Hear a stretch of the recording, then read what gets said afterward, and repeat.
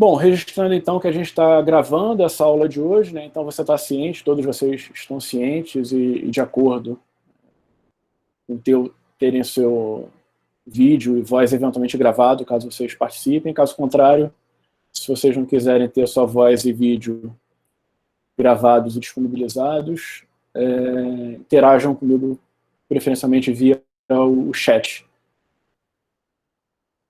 E, em particular, essas aulas que eu vou gravar a partir de hoje, a minha ideia, inclusive, é disponibilizar não apenas para quem estiver fazendo esse curso, mas para outros colaboradores que tenham interesse em aprender os conceitos básicos de segurança da informação e que possam ver valor nesse curso, tá? Então, essa aula de hoje, isso aqui é um breve disclaimer, né, que ela é parte de um curso maior, mas que a ideia é que ela seja feita também para ser autocontida, e hoje a gente vai ter uma apresentação bem básica sobre conceitos básicos no sentido de fundamentais, né, de segurança da informação.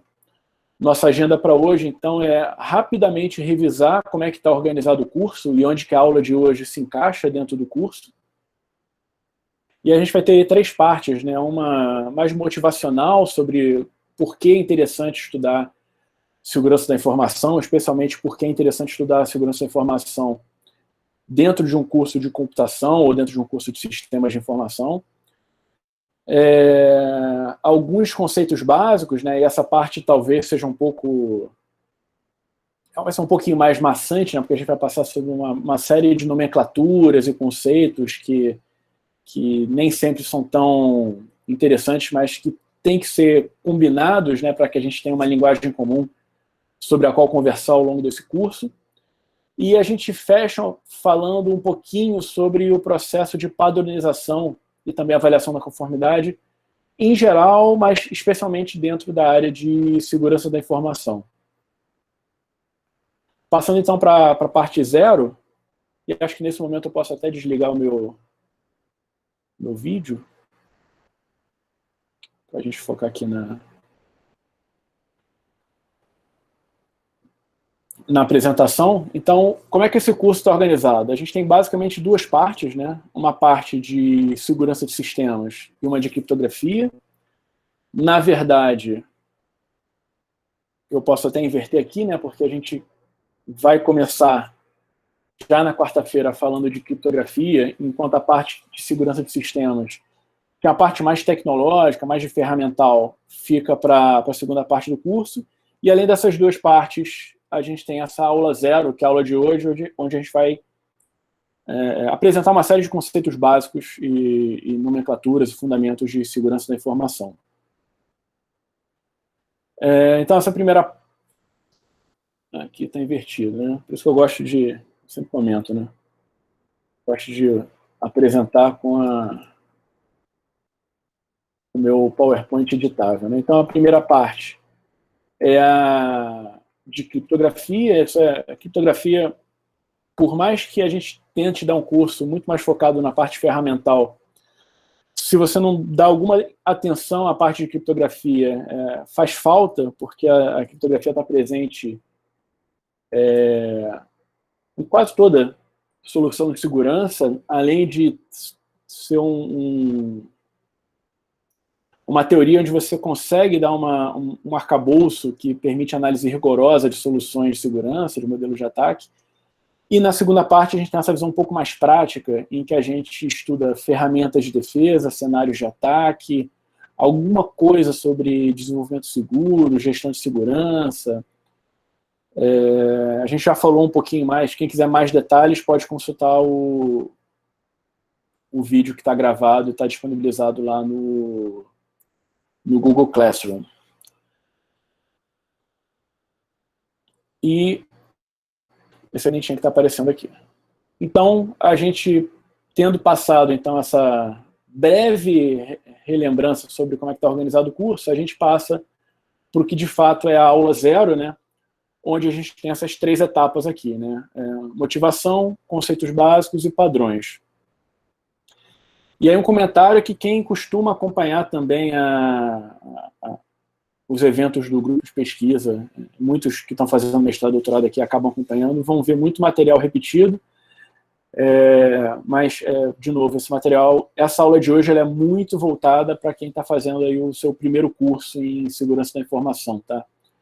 Então, vamos lá. Parte 1, motivação.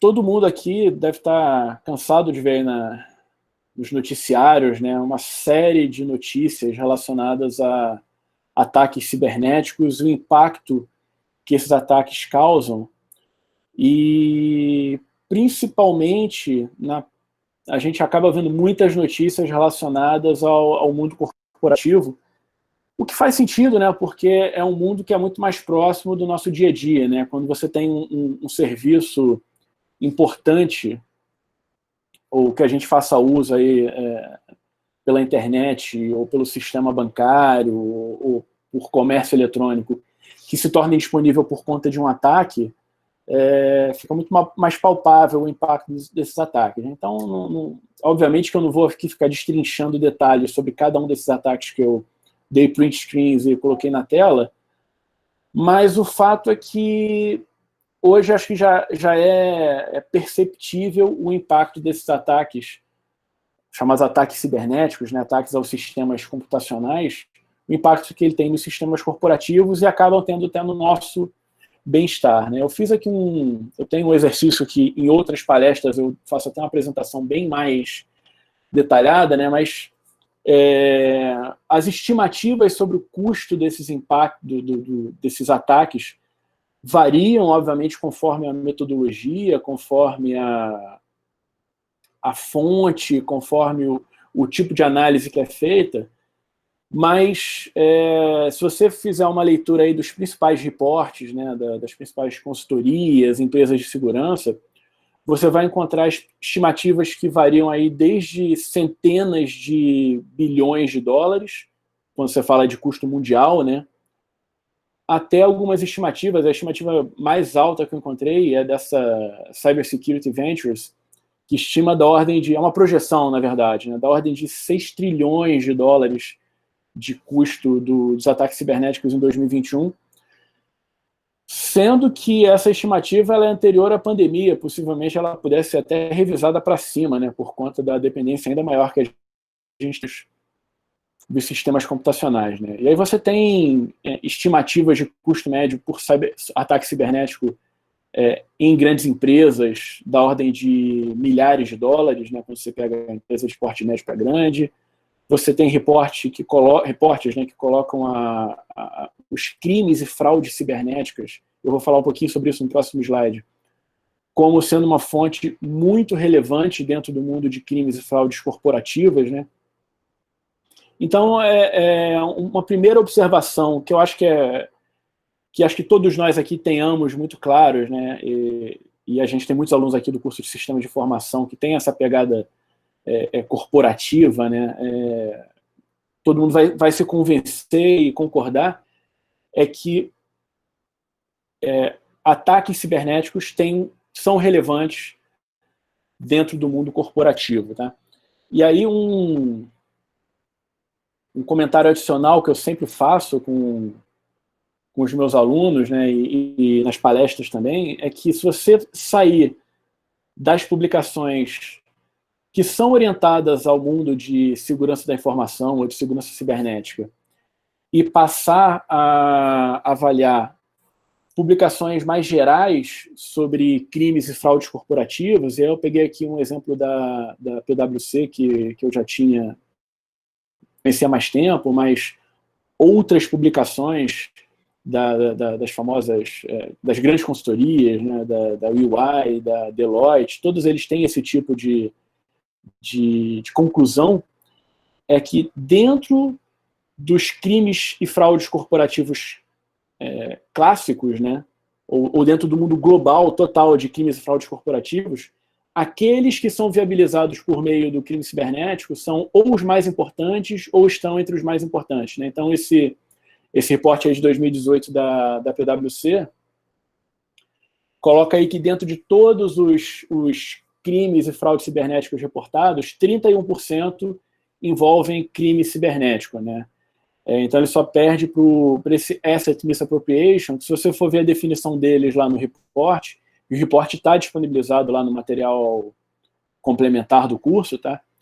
Mas se você for olhar esse Asset Misappropriation, ele inclui todo tipo de desvio corporativo, desde uma emissão de uma nota de alimento quando o seu funcionário faz uma viagem e faz um consumo que não é alimento, sabe? Vai para uma festa e coloca como nota de alimento, até grandes desvios em processos de aquisições, né? Aquela aquisição que é direcionada, por exemplo, para um fornecedor que beneficiar aquele que está envolvido com o processo de... Obviamente, esse ainda é a maior fonte de fraude, né? Mas a partir daí, na sequência, você tem as fraudes e crimes cibernéticos. Quem quiser entender um pouquinho mais sobre isso, sugiro que leia lá o reporte que está disponibilizado e até me indiquem outros reportes parecidos que a gente vai enriquecendo aí o material do curso. E aí esse aqui é um reporte de 2018, mas em 2016, pelo menos, o mesmo reporte lá da PwC já colocava uma seção exclusiva para os crimes cibernéticos, né? É um reporte que ele é publicado a cada 2 anos. Mas, assim, eu começo puxando assim, a atenção de vocês em relação ao impacto no mundo corporativo, um mundo onde você consegue mensurar mais claramente o impacto financeiro, né? Assim, a gente tem possibilidade de mensurar o quanto que o crime e os ataques cibernéticos impactam com cifras, né, com números, naqueles lá de centenas de bilhões a trilhões de dólares. Mas, para além desse mundo onde a gente tem mais familiaridade, né, que é o mundo que envolve cifras e serviços mais familiares do nosso dia a dia, a gente tem outros cenários de ataques que são cenários que eu vou tentar explorar junto com vocês ao longo desse curso. Então, a gente começa o curso com uma sequência grande aí de aulas, uma sequência de aulas voltadas para a criptografia, que é um tipo de aula onde a gente explora um modelo relativamente simples de ataque, né, que é um modelo onde eu tenho uma origem, um destino, um canal de comunicação e um atacante tentando realizar um ataque por meio do acesso àquele canal. Mas, na prática, a gente vai ver que os modelos de ataque reais no mundo real são muito mais complexos e que os impactos vão para muito além do vazamento de dados ou das fraudes financeiras, que é o que acaba ganhando os noticiários. Então, eu vou passar muito rapidamente em alguns exemplos aqui que, ao longo do curso, a gente vai estudar com mais detalhes, tá? Mas a gente tem exemplos de ataques, por exemplo, em que um malware altamente complexo, que é o caso do Stuxnet, ele foi capaz de acessar uma rede segregada de um sistema industrial de uma planta do programa nuclear iraniano e, por meio de interferência nessa planta industrial, causar uma alta taxa de falhas que, em última análise, vai comprometer a própria eficiência, ou eficácia, ou sucesso desse programa nuclear. Quer dizer, você extrapola o impacto de um ataque cibernético que sai do mundo cibernético, né, do mundo dos dados, e passa a causar a quebra física, o dano físico, né, no caso aí de uma centrífuga, né, que faz o enriquecimento do urânio.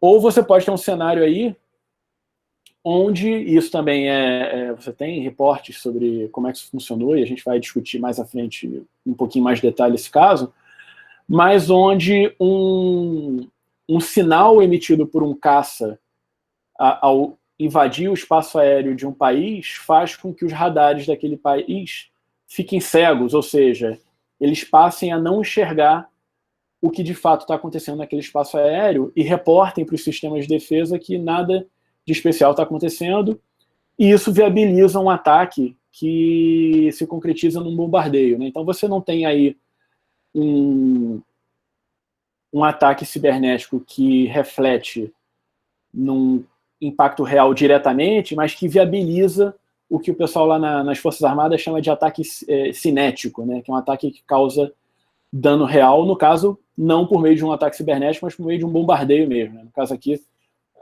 é a foto de um site do programa Sírio nuclear antes e depois desse bombardeio. Obviamente o bombardeio foi físico, mas viabilizado por meio de um ataque cibernético. Ou você pode ter aí cenários em que uma grande montadora de fabricante de automóveis altera o software dos seus veículos para que ele seja capaz de perceber quando está em teste, e quando ele está sendo ensaiado para avaliar a sua emissão de poluentes, esse software modifica os parâmetros de operação do veículo, obviamente reduzindo a potência e, portanto, a taxa de emissão, mas aí sendo aprovado. Só que isso acontece somente quando ele está em cenário de teste. Obviamente é um software bastante malicioso, e a gente também tem referência aí para quem quiser conhecer mais esse caso, tem um documentário super interessante que apresenta os detalhes desse caso. Isso para a gente é um paradigma, né, porque mostra como o software que é malicioso, ele vai inclusive tentar burlar aquele que o está analisando e tentando identificar um comportamento malicioso. Ou ainda nesse mundo veicular, você tem cenários de hacking, né, onde analistas de segurança, né, ou especialistas, são capazes de tomar o controle de um veículo remotamente por meio do ataque remoto ao sistema de bordo. Né. O caso mais clássico aí é o da Jeep, mas você tem aí esse da Jeep foi reportado pelo Greenberg na Wired em 2015, mas lá para cá tem aí um monte de outros cases interessantes de ataques a sistemas de veiculares, né? E a coisa fica ainda mais relevante quando você começa a falar de veículos autônomos, né? A gente nem vai entrar nesse mérito aqui agora, mas obviamente isso é super importante. Já encaminhando aí para a gente, no final aí dessa primeira sequência de exemplos de ataque, um que é muito paradigmático é esse aqui também, porque ele envolve, é o famoso Mirai DIN, né? Ele envolve o acesso o controle de uma rede formada por dispositivos que a gente chama de IoT, às vezes, né, que são esses devices que têm software embarcados e que estão espalhados aí pelo mundo inteiro, com aplicações específicas, né? Então, nesse ataque aí de 2016, a rede de ataque ela foi formada especificamente por sistemas de monitoramento e vigilância, principalmente câmeras, babás eletrônicas, e que compuseram uma rede de ataque que sobrecarregaram sistemas de DNS por meio desses ataques de DDoS, que a gente também vai estudar, né, mais à frente no curso, tornando indisponíveis uma série de serviços.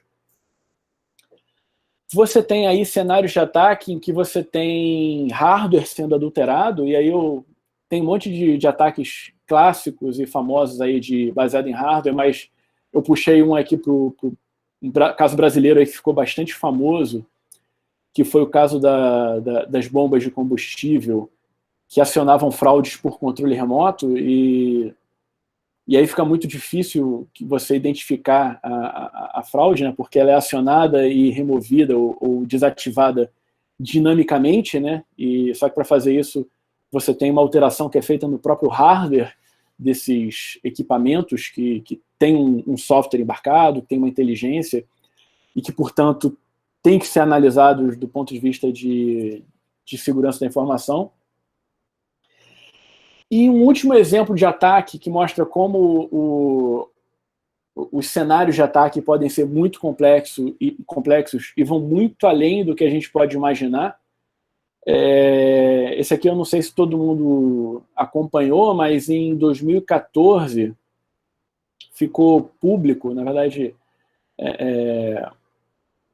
isso é um processo que é muito mais longo do que isso, né, mas a coisa meio que estourou mais lá para 2014, onde se percebeu que um dos algoritmos padronizados pelo NIST, que é o SP890A, que é um algoritmo para geração, quer dizer, esse padrão é um padrão para geração de números aleatórios, especificamente são os algoritmos pseudo-aleatórios, e dentro desses vários algoritmos tinha um que é baseado em curvas elípticas, que é um tema que a gente não vai estudar aqui nesse curso, mas a gente vai estudar a geração de números aleatórios. Esse algoritmo ele tinha sido propositalmente enfraquecido. Então, de certa forma, você tem uma espécie de um backdoor, um padrão internacional e um algoritmo público, né? Então, quem poderia dizer que um algoritmo público, padronizado por meio de um padrão internacional seguido pelo mundo inteiro, poderia ter no seu núcleo uma fragilidade, né? E a história completa é muito longa, mas o resumo é que essa fragilidade ela teria sido implantada pela participação da NSA no processo de padronização, né? Então, esses processos de padronização, a gente vai ver mais à frente, eles são públicos, né? Então, a princípio, curiosamente, você fica vulnerável também à inserção de backdoors, né? Por quem está envolvido nesse processo. No caso, a NSA se envolveu com esse processo de padronização e acabou supostamente inserindo esses backdoors. E aí, por que eu falo sobre tão cedo, né? A gente está nos primeiros 30 minutos formais do curso, né? Eu já estou falando para vocês sobre um monte de ataques extremamente complexos, né? Acho que se eu tivesse parado lá naqueles primeiros ataques lá que são mais corporativos, já estava suficiente, né? Eu ainda apresentei aí uns 7, 8 ataques, onde você tem desde caças invadindo outros países para bombardear, passando por centrífugas de enriquecimento de urânio sendo explodidas, carros sendo controlados remotamente, e até algoritmos padronizados que têm backdoors, né? A motivação é exatamente começar convencendo a vocês de que segurança da informação é um problema extremamente complexo. E a gente vai discutir mais em detalhe nos próximos slides sobre por que ele é complexo. Mas, em resumo, por um lado, você tem adversários que podem seguir as mais diversas, e faltou uma palavra aqui, né? Adversários seguem as mais diversas e criativas estratégias. Então, você tem adversários com recursos para ataques de altíssima complexidade, com motivação e persistência, né, para o cenário de ataque, para o sucesso, né, desse ataque, e muitas vezes instituições que você considera acima de qualquer suspeita, e em segurança da informação, as partes confiáveis têm um papel muito importante, né? A gente vai falar muito a respeito do famoso TTP, né, que é o Trusted Third Party, que são as partes confiáveis nas quais você deposita um papel, uma confiança, e, portanto, pode executar um papel mais sensível, mas muitas vezes essa também pode ser agente de ataque, intencionalmente ou não intencionalmente, né? Por exemplo, nos casos que a gente viu anteriormente, o caso da montadora, você tem uma instituição acima de qualquer suspeito que realiza um comportamento malicioso. Aqui, essa instituição, de certa forma, ela foi usada, mas ela acaba também sendo um agente, um vetor de ataque, tá? Um outro aspecto que torna muito complexa a segurança da informação é o fato de que esses ataques cibernéticos, como eu comecei a tentar convencê-los, o impacto desses ataques extrapola o espaço cibernético, né? Você começa a ter a possibilidade de impacto no mundo real.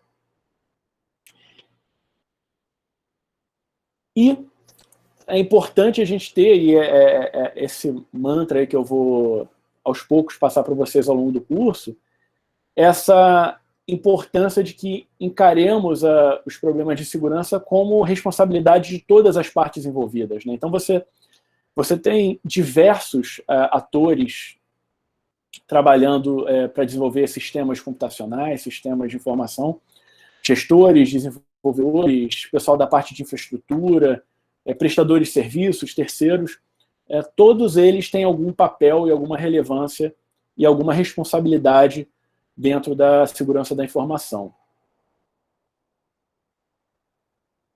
Então, se eu pudesse resumir, assim, quais são os desafios que a gente vai encarar, e que vocês vão encarar, né, ao trabalhar com com segurança da informação, e eu já deixo claro aí para quem quiser seguir nessa área, quais são as dificuldades, né, que estão envolvidas com estão associadas a essa área. Eu acho que eu vou ligar o meu vídeo, que pelo menos vocês têm algum feedback de imagem meu. Acho que vai funcionar melhor. Liguei o vídeo agora. Então, quais são os desafios típicos da área de segurança da informação, pelo menos aqueles que eu identifico ao longo da minha trajetória como os mais relevantes e emblemáticos, né? O primeiro, essa complexidade que a gente discutiu no slide anterior, né? Do ponto de vista de quem está projetando uma solução de segurança, você tem que considerar todos os possíveis cenários de ataque, e para que você seja feliz como um projetista de segurança, você tem que ter sucesso em todos os casos. Enquanto do ponto de vista do atacante, basta que ele seja bem sucedido uma vez, que possivelmente você vai perder o seu emprego, vai ter um cenário catastrófico na sua empresa, dependendo, obviamente, do grau de sucesso que esse atacante vai ter. Um outro desafio curioso na área de segurança da informação... Deixa eu ligar aqui o ar-condicionado. É que, frequentemente, a gente não vai ter provas absolutas de corretude. A gente, muitas vezes, consegue montar modelos com maior ou menor grau de rigor, mas dificilmente você vai conseguir uma prova, especialmente quando você considera cenários mais complexos, você vai conseguir uma prova de que o seu sistema é seguro. Quer dizer, se você comparar com a tarefa de um engenheiro que está construindo uma solução, e acho que essa é um pouco a diferença, né, de quem projeta uma solução de segurança. Né? Quem projeta uma solução de segurança está tentando se defender de quem vai destruir. Então você nunca tem uma prova de que aquilo não pode ser destruído. Quem projeta algo construtivo, né, quem está construindo uma solução, em algum momento ele vai ter certeza de que ele alcançou a tarefa dele. Exemplo, um engenheiro ele tem que construir um veículo que vai de 0 a 100 em X segundos, sei lá, 8 segundos. No momento em que ele consegue pegar o carro que ele construiu, coloca lá no campo uma pista de teste e mostra que em menos de X segundos ele vai até 100 km por hora, ele tem uma prova de que, terminei meu trabalho, posso passar para o próximo. O trabalho do engenheiro, do projetista de segurança é muito mais difícil nesse aspecto.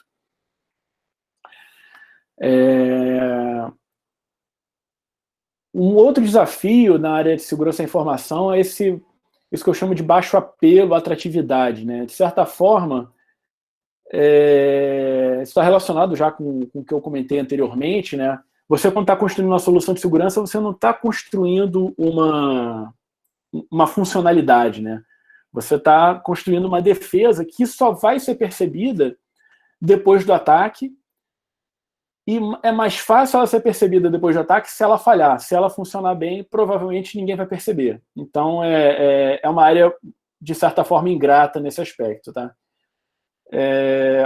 Também relacionado a isso, os custos. Né? Frequentemente, você tem controles com custos bastante elevados. Além dos custos, muito frequentemente, não posso dizer que seja uma regra, né? Mas implantar um controle de segurança vai contra ou vai em oposição ao que se espera de usabilidade, né? Então, desde a coisa mais simples, que é colocar uma senha num sistema, obviamente seria muito melhor que a gente não precisasse gravar a senha, né? E aí estou falando do controle mais tradicional de segurança, né? Mas tem um monte de outros aí. E você tem esses custos constantes também em monitoramento de soluções, evolução de segurança, de soluções.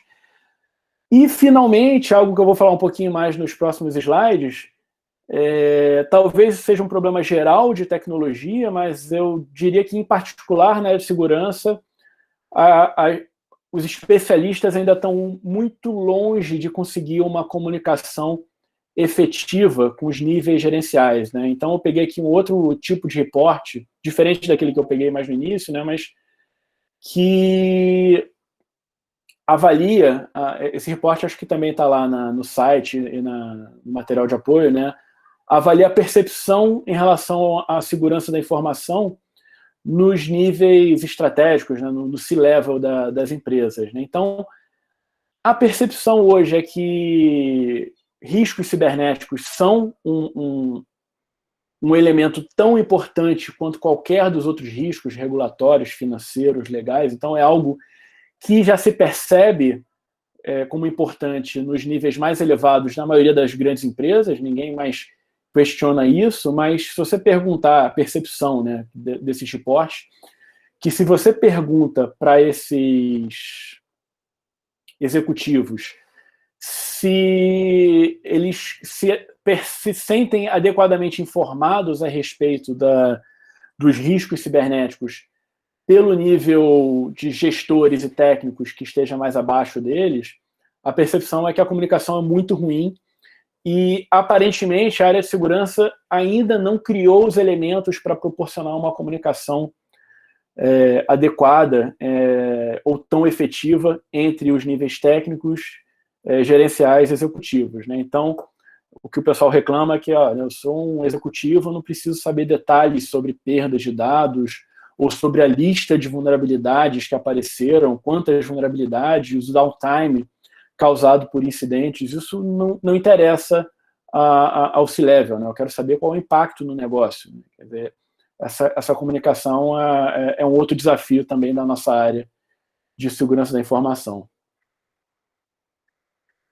Obviamente que a gente tem uma série de estratégias para mitigar esses riscos cibernéticos que já são entendidos como relevantes nos vários níveis de negócios, né?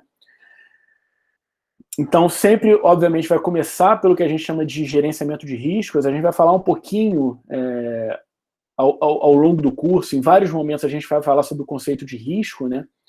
Mas, basicamente, o conceito de risco é aquilo que é você tentar identificar e mensurar aquilo que pode causar impacto no seu negócio, nos seus objetivos, né? Então, qualquer modelo de mitigação de riscos, sejam cibernéticos ou sejam outros tipos de risco, deve começar, obviamente, pelo gerenciamento desses riscos, que envolve identificar, analisar, priorizar, mitigar, monitorar os controles. Então, essa é uma abordagem. Muito do que... Uma outra abordagem, né, e muito do que a gente vai ver ao longo do curso está baseado nessa segunda classe de ferramentas de mitigação, que são aquelas baseadas em contramedidas, controles tecnológicos, né? Então, a segunda parte do curso, a gente vai ver muito dessas ferramentas tecnológicas básicas, né? Modelos de controle de acesso, modelos de autenticação de usuário, modelos de segmentação de rede, ferramentas de segurança endpoint, antivírus, detecção de intrusão, quer dizer, todos esses, obviamente, pelo tempo que a gente tem nesse curso, a gente não vai conseguir ver cada um em detalhes, mas pelo menos a gente vai dar uma passada para saber que eles existem, como eles se organizam, quais são as propriedades, quais são as classes, e eventualmente quem quiser se aprofundar, eu vou apontar as fontes de informação para que vocês busquem informações complementares. Um outro elemento importantíssimo para a mitigação dos riscos cibernéticos é a construção de modelos maduros de gestão, sistemas de gestão de segurança da informação, processos que levem em conta a segurança da informação. E aí a gente não vai ter tanto tempo para falar sobre isso ao longo do curso, mas deve ter pelo menos uma aula onde a gente vai falar sobre esses elementos aqui, né? Sistemas de gestão de segurança da informação, o que é uma política de segurança, o que é um plano de continuidade de negócio, que são importantíssimos dentro também de uma visão abrangente de mitigação dos riscos cibernéticos. Obviamente que o investimento em pessoas e educação é fundamental e até por isso a gente tem, por exemplo, no curso de graduação da UF, a gente tem uma matéria obrigatória em segurança da informação, né? Entende-se que é importante que o formado que vai desenvolver um sistema conheça os elementos básicos de de segurança da informação. Mas não apenas quem trabalha em tecnologia tem que conhecer sobre segurança da informação, né? Qualquer um que use a tecnologia no seu dia a dia deveria saber o impacto potencial desses riscos cibernéticos que a gente vai estudar ao longo do curso e ser adequadamente treinada e passar por processos de conscientização e, principalmente, de mecanismos de responsabilização que permitam rastrear ou trace, né, até essa pessoa a eventual responsabilidade por um ataque, né, por uma falha de segurança. Isso aqui vai um pouco além das possibilidades de quem está trabalhando no mundo corporativo, numa empresa, né, numa organização, mas na medida em que o país estabelece um arcabouço normativo legal maduro para a segurança da informação e temas relacionados, obviamente que você induz uma postura de segurança nos cidadãos e nas organizações daquele país, né? Então, a gente está vendo essa coisa acontecer de maneira muito forte hoje na área de privacidade, né, por conta das regulações que estão vindo a se tornar efetivas pelo mundo inteiro, e, obviamente, isso induz muito fortemente o comportamento das pessoas e das indústrias, né, que são afetadas por essas regulações. E aí, passado esse momento inicial mais papo-cabeça, né, que é onde a gente discute de uma maneira mais crítica risco, cenários de ataque, impactos, responsabilidades, abordagens, a gente passa para uma parte da aula que é um pouco mais, vamos dizer assim, mais formal, mais menos criativa, vamos dizer assim, mas que é importante, que diz respeito à definição de um conjunto de conceitos básicos que vai permitir que a gente converse na mesma linguagem ao longo do curso, tá? E aí, para quem já é da área de segurança da informação, eu vou falar de um monte de coisa que é meio repetitiva, né, mas que a gente tem que passar por essa etapa nessa que eu estou chamando de aula zero, né? Então, vamos lá. Eu começo apresentando para vocês...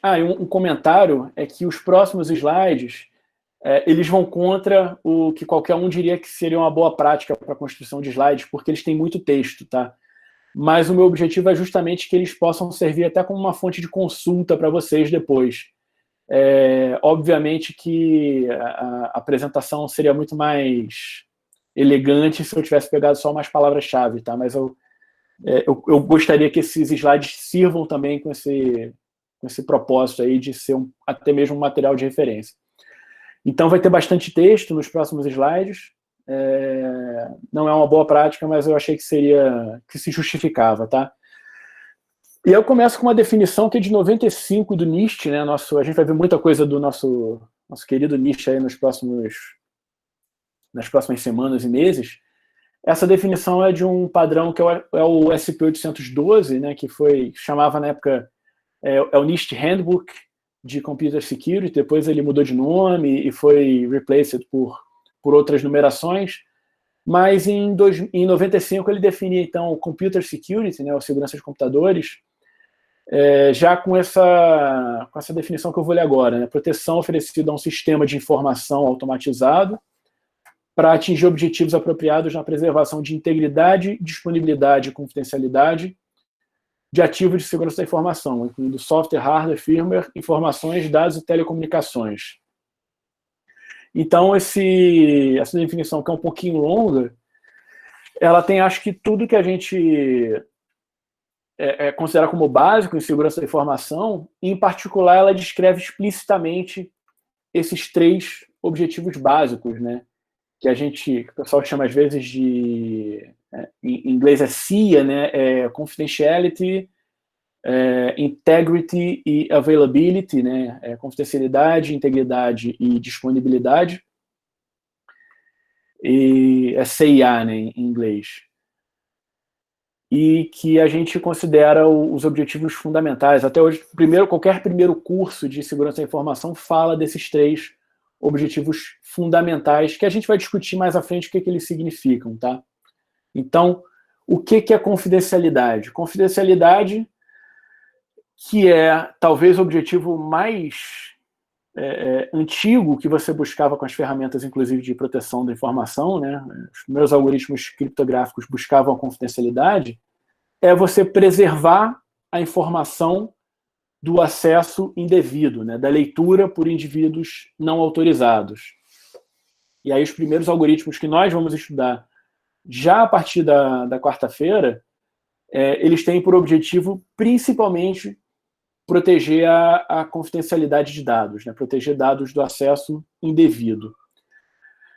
E aí já vale a gente fazer um comentário em relação ao conceito de privacidade, que está muito relacionado, tem uma grande interseção com as ferramentas de confidencialidade, mas também envolvem todo o mundo à parte e que não são plenamente cobertos apenas pelas ferramentas de confidencialidade. Privacidade e proteção de dados, obviamente, pode se beneficiar das ferramentas de confidencialidade, mas diz respeito a um modelo muito maior sobre como proteger informações pessoais e como garantir que essas informações são armazenadas, processadas, distribuídas, coletadas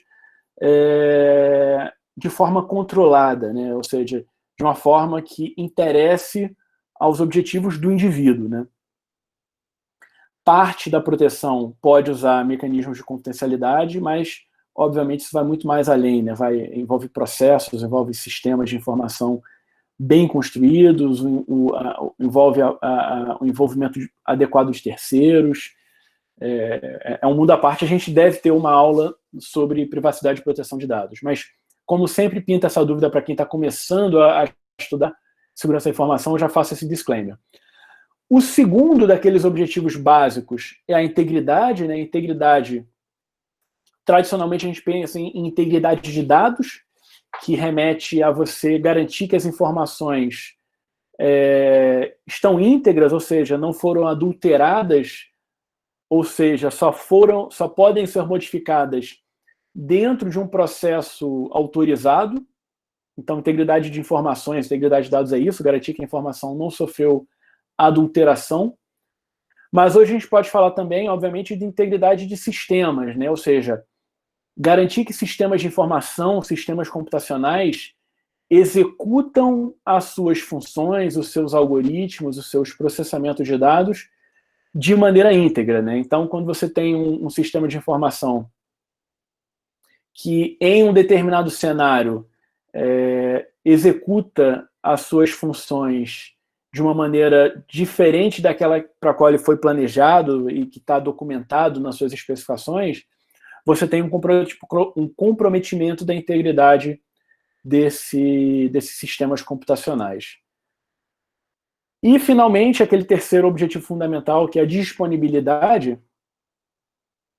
diz respeito ao requisito de que os recursos devem ser disponibilizados prontamente ou tempestivamente àqueles que têm direito a acessá-los, né? Então, se você tem um cenário onde um determinado sistema de informação que provê um serviço para um conjunto de usuários deixa de prover aquele serviço, ou até mesmo passa a prover aquele serviço de maneira degradada, com um tempo de serviço muito elevado, você tem comprometimento aí do que a gente chama de disponibilidade, né? Em inglês é availability. Além desses três objetivos clássicos que sempre ou quase sempre aparecem nas definições de segurança da informação, tem outros dois que nem sempre aparecem de forma tão explícita, mas quase sempre se entendem como eles sendo fundamentais ou são objetivos muito importantes e vale a pena a gente falar. Então, às vezes eles aparecem, dependendo da definição, eles podem não aparecer como um serviço fundamental, né? Às vezes entende-se que eles são derivados daqueles básicos, né? Mas a gente fala de autenticidade quando você consegue remeter uma informação a um indivíduo ou até a uma entidade, né? Indivíduo a gente costuma pensar em pessoa, né? Uma entidade que pode ser também um sistema, né? Mas essa possibilidade de você remeter e trace, né, uma informação a um indivíduo, é o que a gente chama de autenticidade. E responsabilidade, que em inglês é accountability, é a possibilidade de você rastrear unicamente uma ação a uma entidade e, a partir daí, ser capaz de responsabilizá-la. Eu acho que eu até vou complementar aqui, né? Sendo capaz de responsabilizá-la. Então, isso é um requisito muito importante quando você quer atribuir responsabilidades por ações, né? E você tem ferramentas de segurança da informação que permitem ter confiança em quem foi o responsável por uma determinada ação. E aí a gente está falando agora sobre as nomenclaturas básicas, né? Vale um comentário de que a própria área que a gente está estudando tem uma série de definições, e possivelmente alguns aí que estão assistindo, alguns alunos que conhecem já o mercado poderão até talvez complementar o que eu vou falar, mas o fato é que a própria área recebe muitas nomenclaturas com ligeiras variações dependendo da ênfase que você quer dar, né? Então, o nome mais clássico, né, que é o que a gente está usando inclusive nesse curso, é o segurança da informação, que é o nome histórico, né, porque se você olhar desde a antiguidade, o que você pretendia proteger por meio das técnicas criptográficas antigas, né, iniciais, geralmente era proteger a informação do acesso indevido, né? E ainda hoje você usa muito o termo segurança da informação. De certa forma, eu tenho a tendência a entender que a gente pode continuar usando segurança da informação porque você extrapola essa informação para sistemas de informação, né? Então você está falando não apenas da informação estática, vamos dizer assim, mas dos sistemas computacionais que de alguma forma manipulam a informação e dos processos, inclusive não computacionais, que manipulam a informação. Então, dentro da sua empresa, muito possivelmente você tem sistemas não computacionais, sei lá, documentos impressos que tramitam, embora isso seja cada vez menor, você tem cada vez um menor volume, mas você tem documentos impressos que tramitam nas empresas e que também tem informações ali armazenadas. Então, a segurança da informação, eu diria que é a definição mais abrangente, né, para informação em formato digital, em formato analógico, físico e sistemas computacionais que manipulem essa informação. Algumas vezes você usa explicitamente a expressão segurança de sistemas de informação. Tem pelo menos uma agência que usa essa expressão explicitamente, que é a ANSSI, que é a agência francesa de segurança, chama Agência Nacional de Segurança de Sistemas de Informação, em francês, obviamente, mas a sigla é a mesma. Frequentemente você usa a expressão segurança de computadores quando você quer remeter mais explicitamente aos aspectos computacionais a serem protegidos. E, da mesma forma, você usa muitas vezes o termo segurança cibernética quando você está falando também do mundo digital computacional. Muito frequentemente a gente vê o pessoal da área de defesa, Forças Armadas, usando a expressão segurança cibernética, porque, de certa forma, minha percepção é que eles acabam remetendo também ao que a gente chama de espaço cibernético, né? que é um espaço, é como se fosse uma quinta dimensão onde você pode atuar como força armada, né? Que é o espaço cibernético. Né? Então, a gente acaba usando muito a expressão segurança cibernética. E outra expressão que, pelo menos no Brasil, o pessoal usa muito é essa expressão SIC, vocês frequentemente vão ver na área de governo, inteligência, que é segurança da informação e comunicações ou segurança da informação e criptografia. Por algum motivo, esse termo acabou se consolidando na área de governo aqui no Brasil. Em alguns fóruns você ainda usa muito esse nomezinho aqui, SIC, para falar dessa grande área, mas que no final das contas tudo isso diz respeito a mais ou menos o mesmo conjunto de problemas que a gente vai tratar, né? Em maior ou menor abrangência, com alguma interseção, mas dentro do mesmo grande objetivo. E agora que a gente vai passar, como a gente vai passar para uma série de definições de nomenclaturas, antes de falar dessas definições, eu queria apresentar para vocês os principais órgãos que emitem essas definições, e a gente chama isso de padrões, né? A gente vai falar, quem assistiu a primeira aula, aquelas aulas preliminares, eu já falei um pouquinho sobre isso, né? Então vou reforçar. Eu gosto muito nas minhas aulas, sempre que possível, sempre que eu conheço a fonte, e buscar a fonte onde está se definindo um conceito, né? Porque muitas vezes a gente tem livros onde você tem determinados conceitos sendo discutidos, mas esses livros são uma fonte secundária para algo que está definido num padrão que foi publicado ou numa ISO, ou numa ITU, ou numa IEC, ou num documento do NIST, ou numa RFC da IETF. E esses órgãos, então, que eu vou falar um pouquinho sobre cada um deles, eles têm esse papel de publicar esses padrões, né, que são essas normas de referência, que cobrem diversos aspectos da tecnologia e da segurança da informação. E para essa primeira parte, eu selecionei alguns aqui que eu vou falar para vocês e que, indiretamente, eu já vou falar de quais são os principais órgãos sobre os quais a gente vai falar ao longo desse curso. Tá? O primeiro é essa RFC 2828, que é o Glossário de Segurança de Internet. Ele é publicado por esse IETF, que é o Internet Engineering Task Force, que é ligado ao Internet Society, que é um órgão que publica padrões para a internet. Em particular, essa RFC 2828, ela contém uma série de definições sobre segurança voltados para a internet, né, mas que, obviamente, vão interessar e aplicar-se aos nossos objetivos. Então, essa aqui é uma das fontes que a gente vai discutir nos próximos slides. Uma outra fonte clássica, super interessante, é esse modelo de redes e de segurança de redes, que é uma publicação conjunta ISO-IEC, mas que também é publicada, acabei de ver que eu não botei o logozinho aqui da ITU aqui embaixo, coitado, mas para a versão revisada aqui do meu slide eu vou colocar. Mas ISO é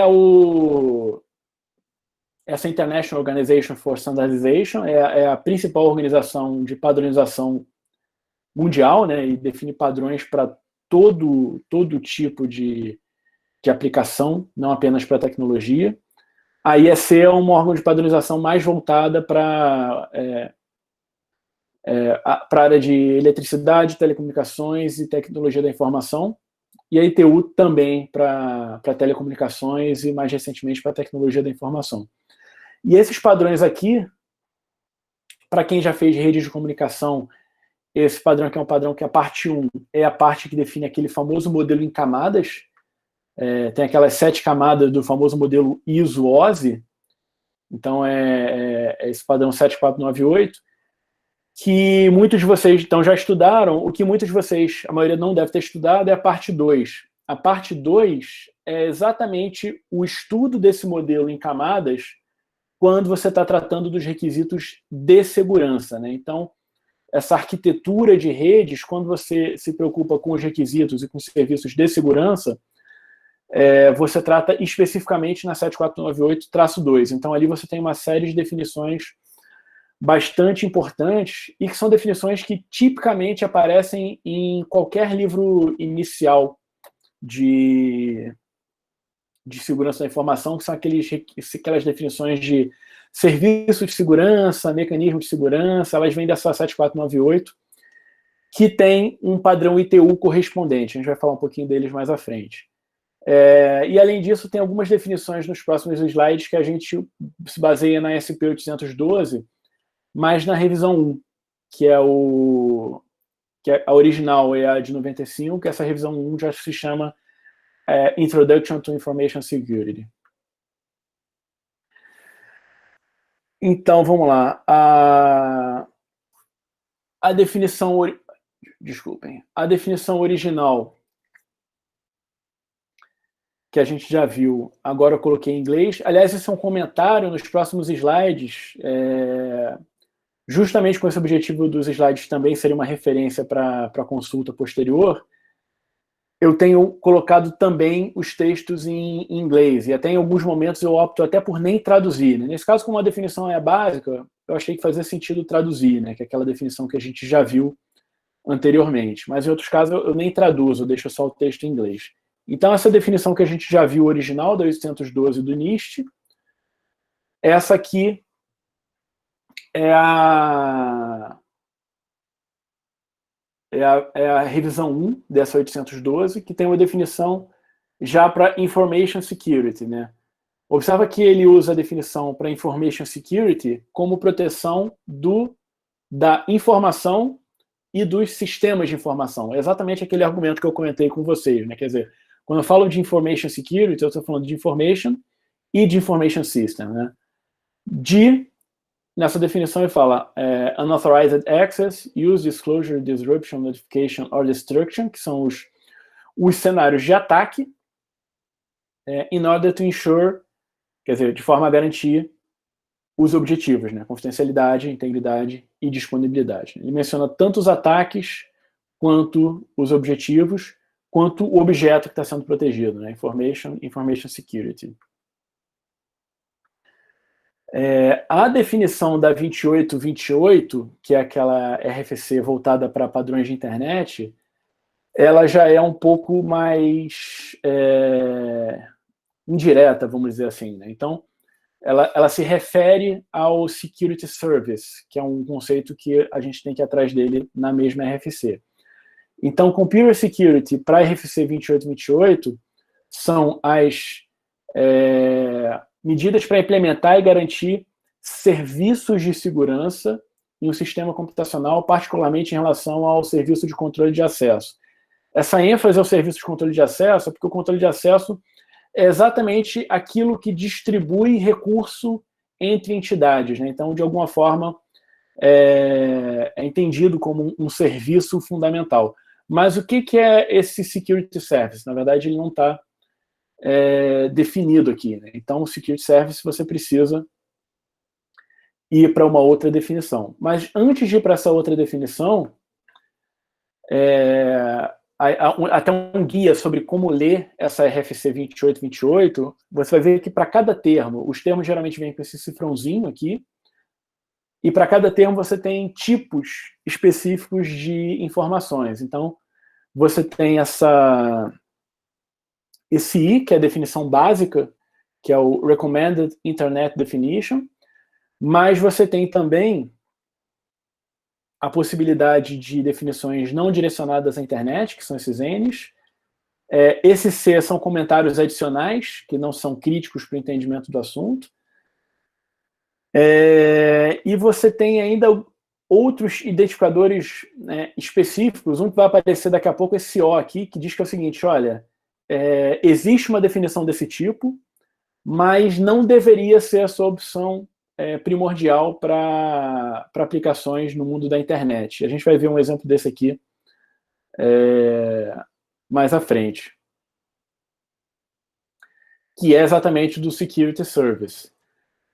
Por quê? Bom, vamos ver qual é a definição que ele dá para o Security Service, porque a gente precisa do Security Service para entender o que é Computer Security. Né? Security Service é um serviço, vou tentar traduzir automaticamente aqui, né? Um serviço que é provido por um sistema, um serviço de processamento ou comunicação, que é provido por um sistema para dar um tipo específico de proteção. Ainda um pouquinho circular, mas nesse tipo de específico de proteção, ele dá uma dica sobre quais são os serviços. Né? Então, indiretamente, o que ele está dizendo é o seguinte, olha, essas aqui são as coisas que eu gostaria que isso de um sistema seguro me fornecesse. Às vezes eu vou precisar de controle de acesso, às vezes eu vou precisar de auditoria, disponibilidade, confidencialidade, integridade, autenticação de origem, irrefutabilidade, autenticação de par, integridade de sistemas. Quer dizer, todos aqueles objetivos que a gente discutiu anteriormente, eles de alguma forma estão refletidos aqui dentro da RFC 2828 na forma de um serviço. E aí um comentário que eu faço aqui é que serviço, do ponto de vista dessa aqui, que é a 7498, né, que é aquele padrão ISO, ISO-OSI, né, parte 2, ele tem uma definição muito mais restrita, né? Então, ele fala, olha, eu recomendo você não dar tanta atenção, última análise é isso, né? Não dar tanta atenção a essa definição de serviço, mas ela é importante você saber que essa definição ela existe.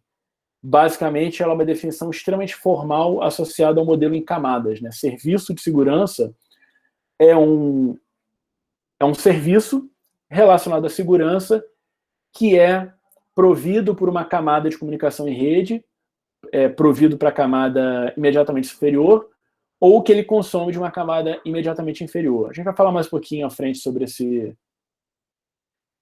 conceito também. E aqui é aquele comentário que eu fiz sobre entender o que são essas definições tipo O, tipo I, dentro da RFC 2828. Então, se a gente analisar, finalmente, né, todas essas definições de segurança da informação, segurança de computadores, segurança de sistemas de informação, o que a gente conclui é que todas elas remetem, direto ou indiretamente, a esses objetivos básicos que a gente quer proteger em relação aos recursos, a um conjunto de recursos que a gente quer manter protegidos, né, que são, de novo, confidencialidade, integridade e disponibilidade. Essa abordagem, então, como eu comento, né, ela aparece muito claramente nos padrões do NIST, desde 1995, e acaba sendo reverberada, né, replicada pelos especialistas nas várias publicações de segurança aí pelo mundo. O pessoal tipicamente chama de tríade CID em português, ou CIA em inglês, né, confidencialidade, integridade e disponibilidade, associada a dados e a serviços. E aí a gente passa agora, tendo vencido essa primeira etapa de definição do objeto fundamental, que é o estudo que a gente vai estudar nesse curso, a gente passa para alguns conceitos derivados, que também são importantes a gente definir uma nomenclatura básica, tá? O primeiro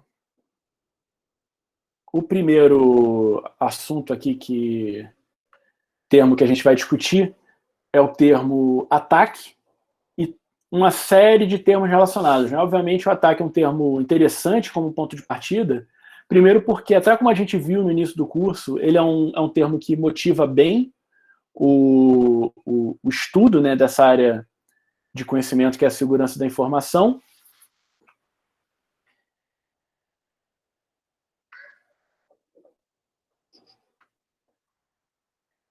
Estava vendo se eu estou bem enquadrado aqui na câmera. Então, ele motiva bem o estudo dessa área do conhecimento e, ao mesmo tempo, você tem uma série de termos relacionados a ataque que vão ser importantes para a gente entender, né? Então, a gente está falando de ameaça, de agente de ameaça, efeito de ameaça, vulnerabilidade, consequência de ameaça, contramedidas ou controles. Quer dizer, esse diagramazinho aqui, ele está na... legal, nem lembrava disso, eu mantive até em TXT para ficar estiloso, né? Ele está desse jeito, né, de aqueles diagramas montados em ASCII lá na RFC 2828, e, de alguma forma, esse diagrama ele tenta resumir os principais conceitos relacionados a um cenário de ataque que a gente precisa compreender.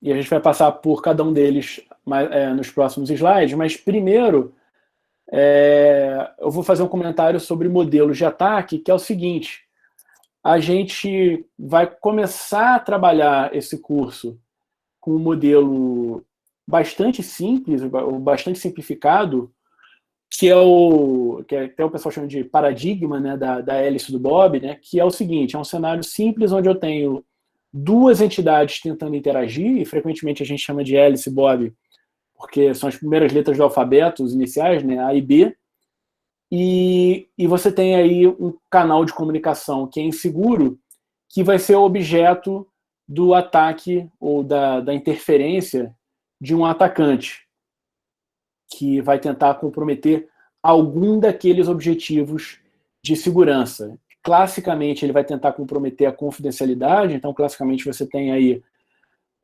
a Alice e o Bob tentando manter uma comunicação sigilosa ou confidencial, e esse atacante aqui tentando acessar esse canal de comunicação e tentando observar as informações que estão aqui trafegando, mas, possivelmente, ele vai tentar forjar uma mensagem como se fosse da Alice, e aí você está comprometendo a autenticidade das comunicações, ou ele vai tentar, talvez, até sobrecarregar esse canal de comunicação e comprometer a disponibilidade desse serviço de comunicação.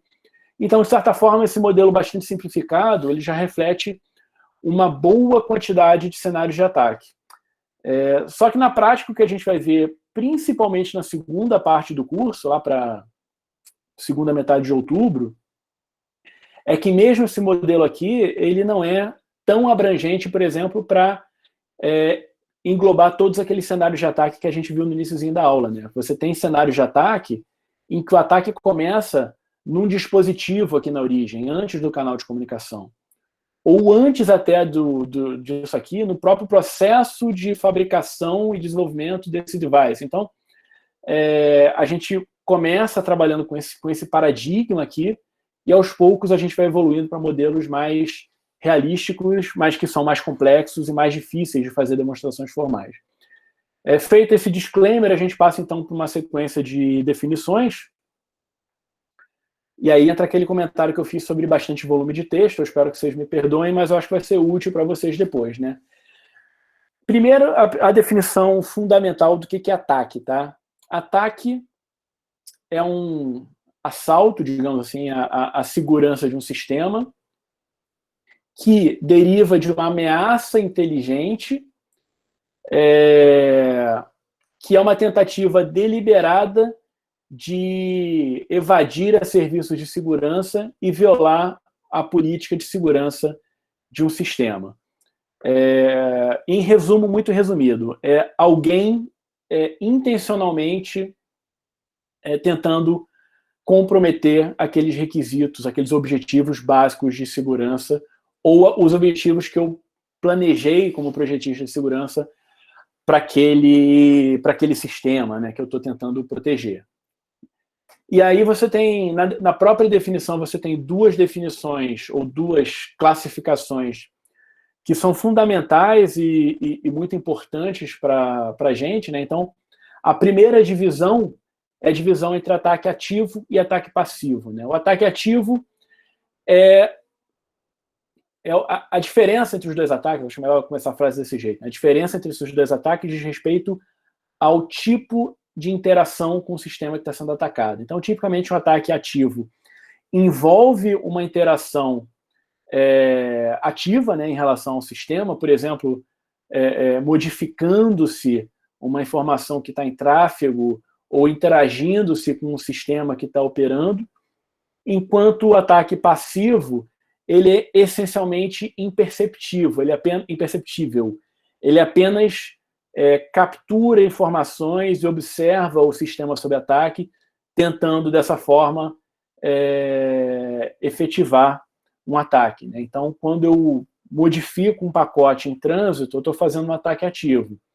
Quando eu observo um pacote criptografado em trânsito e tento ler o conteúdo desse pacote, eu estou fazendo um ataque passivo.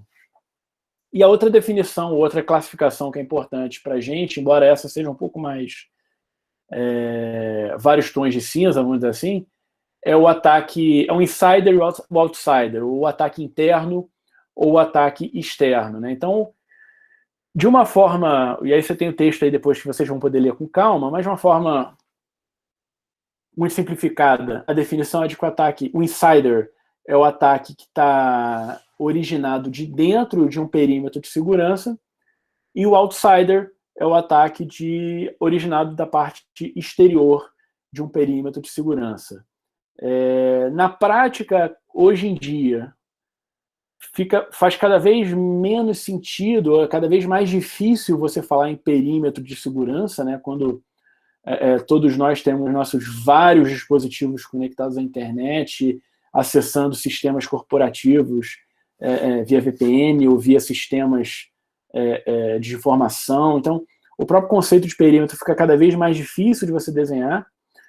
E, de certa forma, mesmo no modelo clássico, onde você tem um perímetro, muitas vezes você tem um outsider que tem informação suficiente para se comportar como se fosse um insider, né? Ele consegue, por meio daquelas ações de reconhecimento, ele consegue tanta informação que, na prática, ele é como se fosse um insider. Mas, ainda assim, do ponto de vista formal, existe essa classificação, né, do ataque externo e do ataque interno. Isso aqui é só então, um detalhamento aí daqueles comentários anteriores, né? Ataque passivo e ativo. No passivo não tem interação, interferência ou efeito no sistema atacado, e no ativo eu tenho esse tipo de interação, interferência ou efeito, né? Os exemplos de ataque passivo: ler uma mensagem no canal de comunicação. Exemplo de um ataque ativo: modificar uma mensagem no canal de comunicação. Ou explorar uma vulnerabilidade, por exemplo, interagindo com um sistema de informação.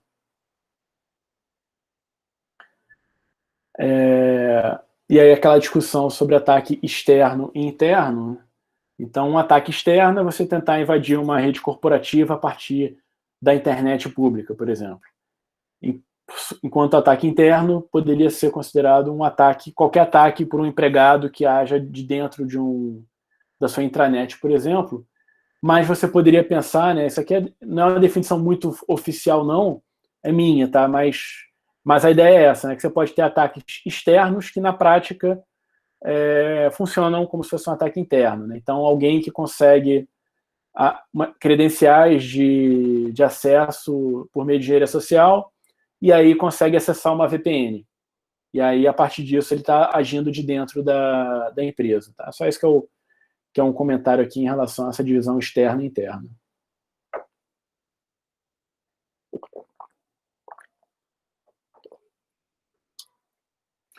Bom, aí a gente tem algumas definições. A primeira, mais duas definições importantes, né? A primeira, ela é mais direta, né?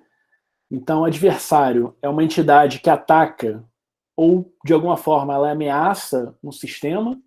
Então, ela é bem personificada, tá? Enquanto ameaça, ela é uma definição, eu entendo assim, né, um pouco mais abstrata, e talvez seja a definição mais abrangente e onipresente em segurança da informação. Você vai ver a expressão ameaça com muita frequência, tá? Então, vamos ler aqui a definição da 2828, né? Ele define a threat, né, a ameaça, como potencial para violação de segurança. E que pode, em algum evento, algum cenário, causar uma falha de segurança ou causar algum dano. E aí, essa ameaça ela é tão abrangente a ponto de abranger ficou repetitivo, mas vamos lá, a ponto de englobar tanto as ameaças intencionais, onde você tem um agente inteligente tentando concretizar aquela ameaça, ou seja, o atacante, né? Quanto as ameaças acidentais, né? E aí você pode ter falhas de funcionamento, eventos da natureza. Então, esse conceito de ameaça é bastante abrangente e, de certa forma, bastante abstrato até. Ele só fica claro quando você estuda, do meu ponto de vista, né, a ameaça como relacionada aos outros conceitos que a gente vai ver aí mais à frente. E aí o comentário é que, em alguns casos, usa-se o termo ameaça de forma mais restrita para se referir apenas às ameaças inteligentes, né? Mas na definição original você inclui também as ameaças que se concretizam por eventos acidentais. E aí, relacionado à ameaça, você tem a ação de ameaça, né? Que é a ação que causa, que concretiza a ameaça, né? Que compromete a segurança do sistema. E você tem a consequência da ameaça, né? Que é o efeito daquela concretização da ameaça que, dentro da RFC 2828, os efeitos da ameaça se concretizam na forma de disclosure, deception, disruption e usurpation, que estão cada uma delas definindo dentro de threat consequence. Se você for lá na 2828 ler a definição para threat consequence, eu recomendo para todo mundo, cada uma dessas consequências se desdobra assim, em um monte de outros subcasos e é detalhadamente discutido. Eu optei por não trazer todas essas definições para cá, senão a gente ia ficar horas falando e ia começar a ficar chato, mas existe uma classificação muito cuidadosa e muito interessante que eles fazem em relação às diversas consequências que uma ameaça pode ter. E aí um outro conceito que é importante para a gente é o conceito de vulnerabilidade, né, que é uma fraqueza, uma fragilidade que está associada ao projeto de um sistema, ou à implementação de um sistema, à operação ou gerenciamento daquele sistema, mas que gera uma fragilidade que pode ser explorada por um atacante para violar a política de segurança, ou seja, para comprometer a segurança, para concretizar na forma de um ataque, né? Então, a observação que ele faz, né, na forma desse comentário, é que a maioria dos sistemas possui algum tipo de vulnerabilidade, o que não necessariamente significa que essas vulnerabilidades vão ser necessariamente convertidas ou exploradas e vão gerar dano real, né? Então, o que ele fala é o seguinte, olha, nem toda ameaça vai resultar em um ataque, nem todo ataque vai ser bem sucedido. Então, você pode ter uma vulnerabilidade que não vai ser explorável na prática, e mesmo que ela seja explorável, não necessariamente ela vai gerar algum impacto, algum dano real. Tá? Então, você tem outros elementos práticos que vão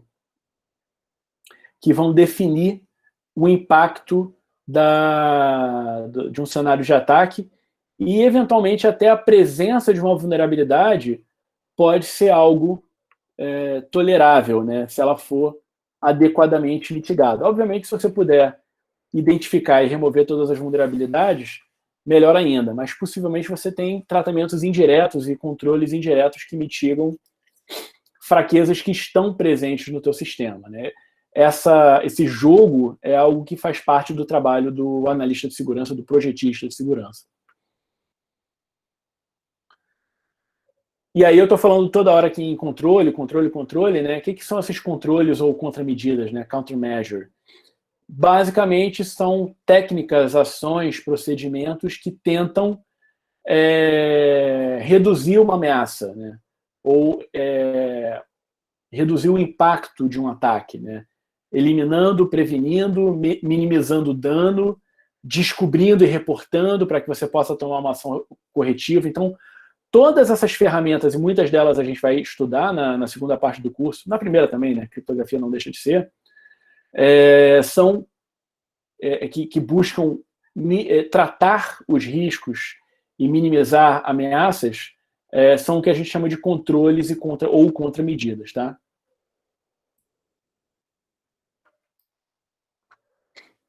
E aí eu acho que essa é a última definição desse conjunto inicial de definições, que é um outro conceito que é bastante abrangente, até bastante abstrato, que é o conceito de risco, né? A gente também está falando sobre riscos cibernéticos, riscos, desde o início da aula de hoje. Até agora eu não fiz uma definição formal, mas uma definição, na verdade, risco tem um monte de definições em vários documentos, né? Mas a definição da RFC 2828 define risco como uma expectativa de perda expressa como a probabilidade de que uma determinada ameaça seja explorada, né? Combinada com o impacto, o dano resultante, né? Então, essa é uma definição que é muito tradicional, né? Que a gente, muito resumidamente, muitos de vocês já devem ter ouvido, né? Risco é igual a probabilidade versus impacto, né? Acho que muita gente aí já deve ter ouvido isso. E, de certa forma, isso capta dois aspectos muito importantes que você deveria considerar quando você está analisando uma ameaça, né? Primeiro, o quão razoável é eu assumir que qual é a possibilidade de que aquela ameaça se concretize na forma de um ataque. Então, eu posso ter ameaças que, por conta do enorme ferramental que é necessário para explorar, para ela se concretizar, pode ser que ela nunca se concretize. Ou pode ser que ela seja muito baixa, né? Nunca se concretize é forte, mas que ela tenha uma probabilidade de concretização muito baixa. E a outra coisa importante é o dano, né? Bom, tudo bem, ela pode ter uma possibilidade baixa de concretizar, mas suponha que ela se realize. Qual é o dano que ela vai causar se ela vier a cabo, né? O que pode acontecer? Qual é o impacto do ponto de vista do meu negócio, das minhas operações? Então, são os dois aspectos que geralmente se considera quando você está avaliando riscos.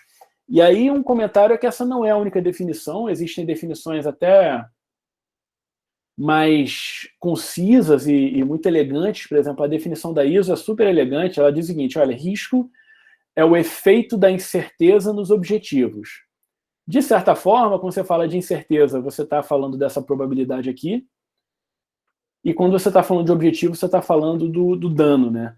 Só que essa definição da ISO, ela acaba sendo muito mais abrangente, porque ela não é tão, ela não é tão orientada apenas a dano, né? Então você pode falar de risco positivo. Você pode usar o mesmo arcabouço de análise de risco para avaliar riscos que são benéficos para o seu sistema, tá? E você não mapeia tão claramente para uma combinação que às vezes a gente pensa como um produto de probabilidade e impacto. O resumo é que isso aqui é uma disciplina, risco, análise de risco, gerenciamento de risco, é uma disciplina extremamente complexa, embora importante, né? E que, por um lado, análise de risco é algo que a gente faz no nosso dia a dia, mas, por outro, fazer isso de forma sistemática demanda muito treinamento, muito estudo. E acho que a gente vai voltar a falar de risco algumas vezes ao longo do curso, mas a gente não vai ter tempo de fazer uma aula mais aprofundada sobre análise de risco. E aí, passando esse bloco de definições básicas, né, baseado, que eu considero que são as que a gente vai mais falar ao longo do curso, a gente passa para esses três conceitos que também frequentemente são apresentados em capítulos introdutórios de muitos livros de segurança da informação, inclusive do Stalin, né, que é um dos livros que eu recomendo para esse curso, que são os conceitos de serviço e mecanismo de segurança. E aí eu acho importante falar sobre eles porque eu percebo que é um conceito que, às vezes, tenta se colocar de uma forma, nos livros, né, de uma forma muito mais abstrata do que esses conceitos realmente são, tá? Para explicar serviço e mecanismo de segurança, pelo menos conforme a definição da 74982, eu vou falar primeiro do conceito de camada de comunicação. E quem já fez redes aí vai lembrar que você organiza as redes de computadores ou os serviços de rede de computadores em camadas, né? Aquelas 7 camadas. Eu podia até ter botado uma figura aí, né? Mas tem essa figurinha aqui, né? Onde cada camada fornece um serviço para a camada superior e consome serviços da camada inferior, né? Então, você pode ter uma camada aqui que é responsável por roteamento, né? Falando da camada 3, né? Então, obviamente, quem está na camada superior vai usar esses serviços que são fornecidos pela camada de roteamento, e a camada de roteamento, por sua vez, ou a camada que fornece o roteamento, né, que é a camada de rede, vai consumir serviços da camada inferior, que está associada ao meio físico, né, o acesso ao meio físico. Né? Então, esse padrão aqui, que é a 74981, o que ele faz é definir as camadas, as 7 camadas, que tipo de serviço deveria ser prestado em cada camada. E o que se faz na parte 2 da 7498 é exatamente um estudo de serviços, né, orientados à segurança da informação, ou seja, quais são os serviços de comunicação em rede que deveriam ser oferecidos ou que podem ser oferecidos em cada camada e quais são os mecanismos de segurança que são capazes de implementar esses serviços em cada camada, né? Então, só para quem nunca viu, eu dei um print aqui na parte inicial aqui na capa, né? Dessas duas ISO, né? São ISOs tradicionalíssimas, né? Assim, para quem está na área de TI e de segurança. E esse aqui todo mundo estudou, mas nem todo mundo tinha visto, talvez ainda, né? Então aqui apresento-lhes o famoso modelo ISO-OSI. E eu vou passar meio rapidamente aqui, mas só para a gente ter esse conceito de serviço-mecanismo, né? Então, isso que ele chama de arquitetura de segurança é uma abordagem sistemática para você definir requisitos de segurança em arquiteturas de rede, né? Ela está na 74982 ISO, que é essa cara aqui, na verdade, corrigindo aqui, ISO IAC, né? E a ITU tem essa X800, que é essencialmente o mesmo conteúdo, tá bom? A diferença é que essa aqui você consegue baixar gratuitamente na internet e essa aqui você tem que pagar. Então, sugiro que vocês baixem a X800. Na verdade, eu acho que está lá no material complementar também.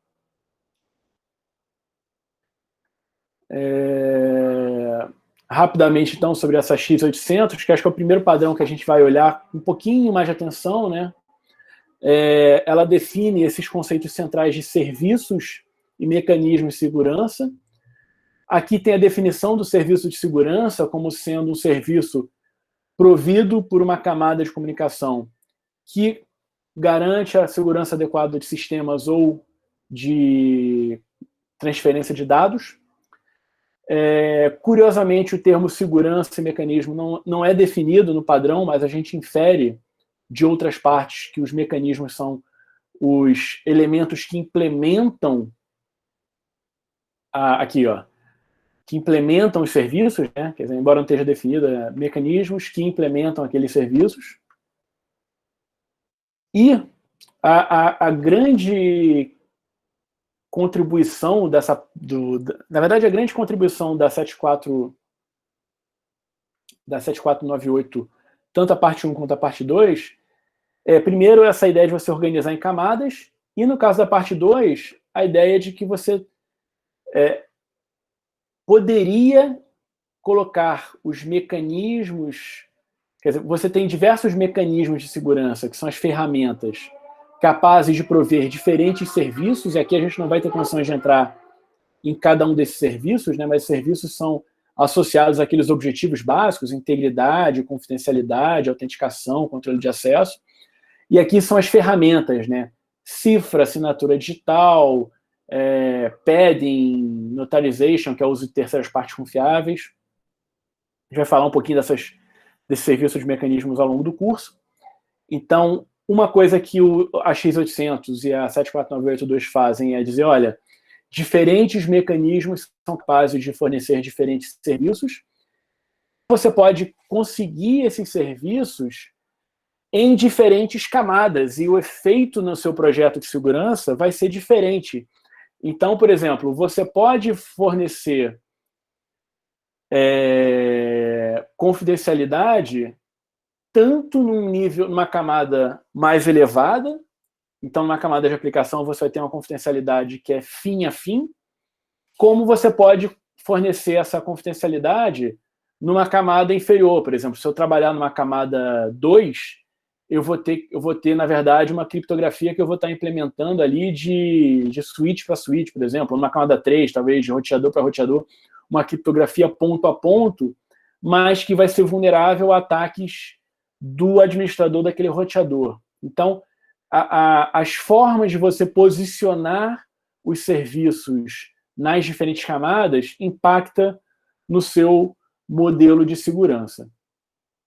E aí, nesses últimos 20 minutos, eu queria falar um pouquinho mais sobre esse processo que vocês já viram que eu prezo muito, que é o processo de padronização, e até desdobrar um pouquinho para isso que a gente chama de avaliação da conformidade. Lembrando que realmente o planejamento para hoje era falar muito, e quem for tendo dúvida, eu estou vendo que o pessoal não está usando aqui o chat, mas quem for tendo suas dúvidas, fica à vontade para já ir colocando no chat, tá bom? Porque eu vou terminar lá no laço, e aí eu posso ficar conversando com vocês aí mais um pouquinho, tá? Mas, voltando aqui, então, à nossa aula, esse processo que eu chamo de padronização, eu prezo muito porque ele é algo que, embora a gente esteja falando aqui de tecnologias muito avançadas e que parecem muito contemporâneas, ele remete a talvez uma das primeiras ações que nós fazemos como civilização organizada, que é combinar a respeito de como a gente vai interagir, principalmente e originariamente, eu estou falando aqui de milênios atrás, originariamente em relação a pesos e medidas, né? Então, só por uma curiosidade que eu gosto de sempre apresentar para os alunos, nesse vale do Indus, né, que é ali naquela região noroeste da Índia, onde você tinha uma das civilizações antigas, né, junto com a Mesopotâmia, com o Egito, mais ou menos as civilizações mais antigas, né, que a gente conhece bem. Você tinha já nessa época de 2600 a.C., então 5.500 anos atrás, você tinha um sistema métrico extremamente bem estabelecido, e o comentário o que se levantou, né, nas escavações é que por um período aí de pelo menos 500 anos, e você consegue fazer isso por meio de escavações e vendo qual é a camada onde você está escavando aqueles pesos padrão, você tinha um controle métrico de massas extremamente cuidadoso, né? E aí, por que você fazia, por que isso era importante para essa civilização? Não sei o que são os pesos padrão daquela época, né? Porque para aquela civilização se estabelecer e florescer, o comércio era extremamente importante. Comércio e tributação, né, que é o que viabiliza o estabelecimento de um poder central, né, ou pelo menos de poderes regionais, por meio do fortalecimento por meio da tributação, né? Então, saber estabelecer claramente padrões métricos era muito importante para o comércio e para a tributação. Contando muito rapidamente a história da padronização, você tem um processo através do qual, à medida que a indústria foi evoluindo, você começa a ter outras necessidades. Então, você tem a necessidade de que diferentes peças produzidas em diferentes fábricas fossem capazes de se encaixar, ou de que diferentes equipamentos fossem capazes de conversar por meio de um protocolo de comunicação, ou que propriedades químicas de insumos para processos industriais pudessem ser bem avaliados. Então, ao longo do tempo, você tem esse processo de padronização acompanhando as necessidades do ser humano, né? Então, hoje, correndo aí alguns milênios rapidamente, você tem ainda, obviamente, a produção de padrões de referência para grandezas físicas com uma resolução e com uma cada vez maior, uma incerteza cada vez menor, tanto na metrologia científica física clássica, quanto em materiais de referência, inclusive biológicos. Mas você tem, e aí esse aqui é o que interessa a gente, esses padrões de referência como sendo padrões que definem as referências para software, para tecnologia da informação, para comunicação e para segurança cibernética, né, para restringir ainda mais ao que a gente está falando, né. No português, a gente tem uma diferenciação entre padrão e norma. Frequentemente, a gente chama de padrão o objeto físico e norma quando você tem uma referência documental. Eu gosto muito do fato de que na língua inglesa você usa a palavra standard para todo tipo de padrão. Então, quando você fala que o NIST é o National Institute of Standards. Tanto ele é o mantenedor dos standards, os padrões metrológicos, por exemplo, massa,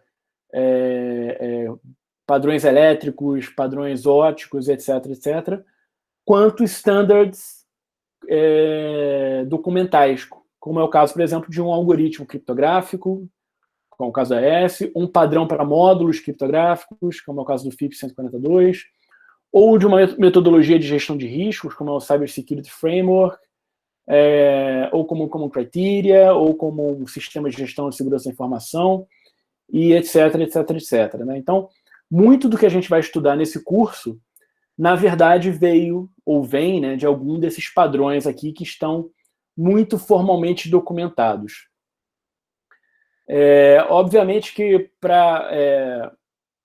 aqui estão desculpa, aqui estão algumas prints, né, desses padrões que eu mencionei na página anterior. Você tem, obviamente, uma série de benefícios ao você estabelecer essas bases de padronização, né, na medida que esses padrões, por um lado, representam a convergência técnica entre os maiores especialistas em um determinado assunto, por outro, definem uma base conceitual e uma nomenclatura comum. Né? Então, no processo de padronização, você chama os maiores especialistas para dizer, olha, vamos definir quais são os conceitos fundamentais e quais são os nomes e a nomenclatura que a gente vai usar para se referir a esses conceitos. A gente tem aqui, então, uma série de princípios para desenvolvimento desses padrões. Né? Você tipicamente espera que esses padrões sejam uma resposta a uma necessidade de mercado da sociedade.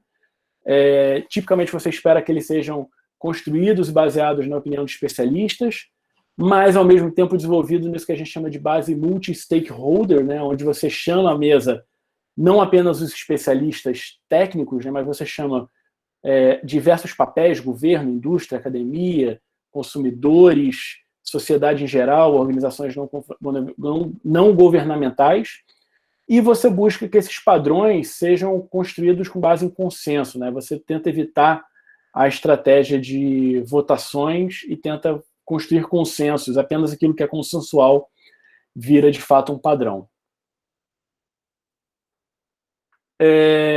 Caminhando aqui já para a parte final, né, em termos de padronização, na área de TIC, a gente já viu alguns dos órgãos que são importantes para a gente. Os mais formais, os internacionais formais são a ISO, que a gente já viu, a IEC e a ITU. A gente tem alguns fóruns internacionais com papel mais restrito, que no caso, para a gente, eu diria que o mais importante é o IETF, né, que é o Internet Engineering Task Force, que a gente já viu a RFC dele 2828. Muitas vezes, alguns padrões que a gente vai estudar vêm de organizações regionais, mas que são muito relevantes. Por exemplo, o IEEE tem uma série de padrões importantes. Às vezes você tem organizações de governos que também têm um papel relevante, a gente já falou aqui bastante do NIST, e às vezes organizações setoriais definem padrões que também são importantes para a gente. Então, o PCI na área financeira e de cartões de pagamento, a NERC na parte de elétrica, e a gente vai falar um pouquinho rapidamente sobre esses principais órgãos. Né? A ISO é talvez o mais abrangente órgão de padronização, tem mais de 150 países membros, em todos os tipos de áreas de padronização, e alguns dos subgrupos, alguns dos grupos de trabalho dele são especialmente interessantes para a gente trabalhando com segurança, como o 17 de cartões de identificação, a 27 de técnicas de segurança, e aqui está aquela 27001, né? A 31 para identificação automática e captura de dados, e a 37 de biometria.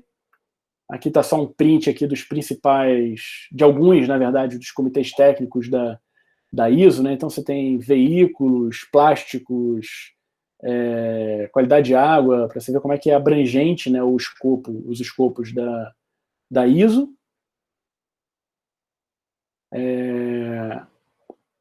Esse aqui é um print do catálogo de segurança de TI. A ITU também é um órgão, uma organização muito tradicional, né? Ela se chamava, até não tanto tempo atrás, CCITT, que é Comitê Consultivo Internacional de Telefonia e Telégrafo, né?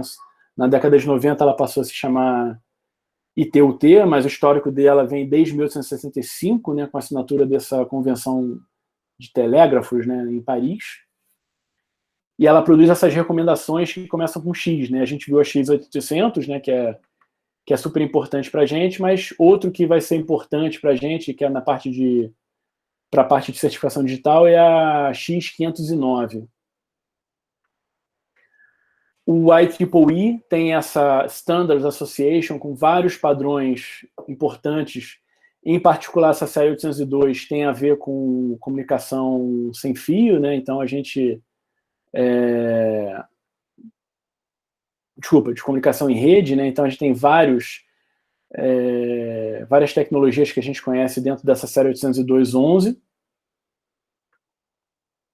O IETF está muito voltado para os padrões de internet, mas vários desses padrões envolvem segurança. A gente viu aquele glossário de segurança na internet, mas tem outros padrões, por exemplo, padrão de PKI, padrão de Public Infrastructure, né, padrão de segurança de e-mails, padrão de criptografia de tráfego de redes. Então, vários dos padrões publicados pela IETF, que se chamam RFC, né, Request for Comments, são de interesse da gente do ponto de vista de segurança. E, finalmente, o NIST, né, que é um órgão que é nacional, na verdade, formalmente, ele define padrões para o governo norte-americano, para o governo civil. Os padrões do NIST são mandatórios, mas ele tem um processo de padronização bastante bem estabelecido, que envolve participação de consultas públicas, participação de especialistas no mundo inteiro. Então, isso acaba dando origem a padrões que são bastante aceitos pela indústria e por outros governos, inclusive, né? Então, ele acaba criando seus padrões de fato, e muitos deles acabam, inclusive, virando padrões ISO, por exemplo. Muitas vezes eles surgem como NIST e acabam virando padrões ISO. Eu tenho alguns slides aqui sobre o processo de padronização do NIST, mas especificamente sobre o AES e sobre o DES, mas eu acho que eu não vou falar dele porque a gente vai acabar falando deles também nas aulas que a gente tem uma aula sobre o Data Encryption Standard e uma aula sobre o Advanced Encryption Standard. Então eu vou fechar a aula simplesmente falando um pouquinho sobre o conceito de avaliação da conformidade, que é basicamente a ideia de que, beleza, você tem esse conjunto de documentos técnicos que definem os requisitos que eu gostaria de atender. Mas como eu pego um produto, ou um processo, ou um sistema de gestão, e eu garanto, ou dou evidência de que ele atende aos requisitos? Esse é o que a gente chama de avaliação da conformidade. E, de forma muito interessante, o próprio processo de avaliação da conformidade, né, que envolve auditorias, ensaios, testes, também é regido por um padrão internacional ISO, na verdade, por um conjunto de padrões que estão publicados dentro dessa série 17.000. Então, rapidamente, a importância é que esses padrões só são úteis, os requisitos só são úteis se você consegue mostrar que eles são atendidos, que os requisitos são atendidos. Muitas vezes você, por meio de regulação, você ainda consegue induzir o atendimento a um padrão, e por meio dessas ferramentas que eu chamo de avaliação da conformidade, você consegue demonstrar que o padrão é atendido, tá? Você tem, então, a avaliação da conformidade como sendo essas técnicas que permitem evidenciar o atendimento aos requisitos, né? E o atendimento pode ser tanto por um produto físico, e aí eu vou pegar um produto físico e mostrar que ele atende a determinado padrão de criptografia ou de proteção de hardware, mas a um sistema de gestão, quando a gente está falando de, olha, o meu sistema ele é conforme a 27001. 27001 é o padrão de requisitos de sistema de gestão de segurança da informação, mas para demonstrar que ele é aderente, alguém que seguiu a 17.000, uma norma daquela série de 17.000, visitou uma organização e auditou e demonstrou que, olha, essa organização, de fato, atende a 27.001. E até mesmo pessoas. Então, não sei se algum de vocês aí já fez alguma certificação, mas, por exemplo, muitas das certificações de segurança dessas que são muito badaladas no mercado, quando você ganha um certificado, as internacionais, né, vem com o logotipo da ANSI. Por quê? Porque ela segue a 17.024, se eu não me engano, que é o padrão de sistema de gestão padrão de sistema de certificação de pessoas. Então, existe todo um arcabouço para você demonstrar que uma pessoa, um processo, um produto, atende a um conjunto de requisitos. Isso é muito usado na área de segurança da informação. Existe um comitê na ISO que define as regras para você fazer essas demonstrações de conformidade. Esse comitê se chama CASCO, né, que é Conformity Assessment Committee, e ele publica essas normas sempre na série 17.000 e alguma coisa, né? 17.025 para laboratórios, 17.065 para organismos de certificação e 17.043 para ensaio de proficiência. Você tem uma série de normas 17.000 alguma coisa que buscam demonstrar o atendimento a requisitos, que acontece por meio dessas atividades: avaliação, auditoria, exame de competência, inspeção de uma instalação, teste de um produto. Essa avaliação ela se diferencia entre assessment, quando você vai para a organização, e evaluation, quando você fala de produto, processo ou serviço.